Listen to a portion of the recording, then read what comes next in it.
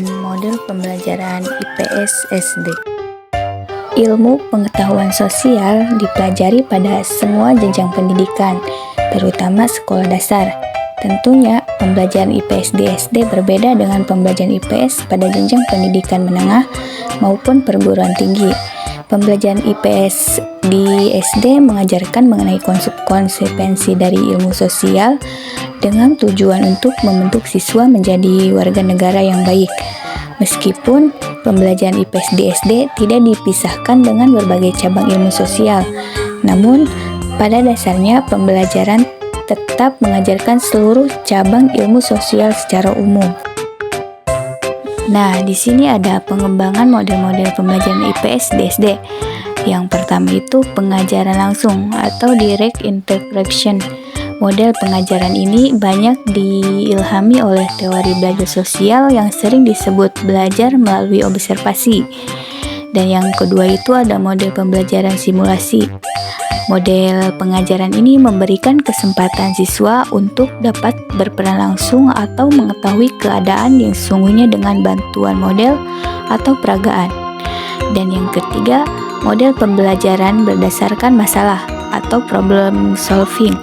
Model pengajaran ini menyajikan kepada siswa untuk melakukan penyelidikan terhadap masalah yang diberikan.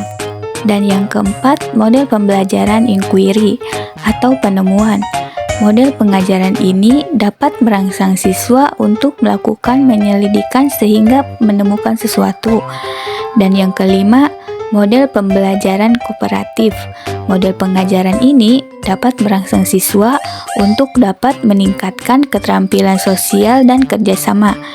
Dan yang terakhir, model pembelajaran CTL. Model pengajaran ini menekankan pada pengalaman dan keterlibatan siswa secara langsung. Di sini ada pengembangan media pembelajaran IPS. Sebagai alat bantu dalam proses pembelajaran mengajar, media mempunyai beberapa fungsi. Nah, menurut para ahli, Nana Sudjana, penggunaan media dalam berproses belajar mengajar bukan merupakan fungsi tambahan, tetapi mempunyai fungsi sendiri sebagai alat bantu untuk mewujudkan situasi belajar mengajar yang efektif. Penggunaan media pengajaran merupakan bagian yang integral dan keseluruhan situasi mengajar. Ini berarti bahwa media pengajaran merupakan salah satu unsur yang harus dikembangkan oleh guru. Di sini ada model pembelajaran IPS SD kelas bawah. Model diartikan sebagai suatu objek atau konsep yang digunakan untuk mempresentasikan suatu hal, sesuatu yang nyata dan dikonversi untuk sebuah bentuk yang lebih komprehensif. Model dapat dipahami sebagai suatu tipe atau desain, suatu deskripsi atau analog, suatu sistem asumsi-asumsi, data-data, dan inferensi-inferensi yang dipakai untuk menggambarkan secara matematis suatu objek atau peristiwa. Suatu desain yang disederhanakan dari suatu sistem kerja, suatu terjemahan realitas yang disederhanakan, suatu deskripsi dari suatu sistem yang mungkin atau imajiner, dan penyajian yang diperkecil agar dapat menjelaskan dan menunjukkan bentuk aslinya. Di sini ada contoh model pembelajaran IPS kelas bawah. Contohnya itu model pembelajaran comparative learning. Menentukan model pembelajaran ialah seseorang pengajar wajib bisa menentukan metode pembelajaran apa yang sempurna dipakai pada rangka pembuatan keterampilan sosial siswa. Lantaran pengembangan keterampilan sosial pada proses pembelajaran IPS tidak bisa dilakukan dengan menggunakan metode sama saja. Pengajar wajib mencari metode lain yang mengharuskan siswa praktek eksklusif pada pembuatan keterampilan sosial. Contohnya, memakai metode pembelajaran comparative learning.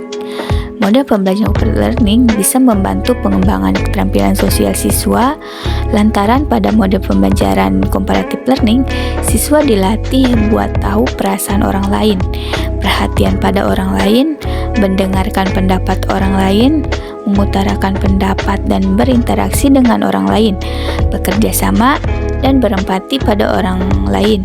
Tentunya Metode pembelajaran comparative learning bukan satu-satunya metode yang bisa membentuk keterampilan sosial siswa. Terdapat metode-metode pembelajaran lain yang bisa dipakai, misalnya metode pembelajaran social action dan metode pembelajaran persoalan solving. Model pembelajaran comparative learning juga memiliki kelebihan, yaitu meningkatkan kualitas kepribadian yang dimiliki oleh siswa, seperti dalam hal kerjasama, berpikir kritis, tolong-menolong, menghargai dan menghormati pendapat orang lain, toleransi, dan lain sebagainya. Nah, tadi kelebihan, di sini ada kekurangan. Kekurangannya itu, metode ini membutuhkan persiapan yang lumayan rumit apabila dibandingkan dengan metode pembelajaran lainnya. Yang kedua itu, apabila terjadi persaingan yang tidak sehat antara siswa dalam kelompok atau antar kelompok, maka hasilnya akan buruk dan jauh yang diharapkan. Pentingnya pendidikan IPS SD bagi mahasiswa PGSD.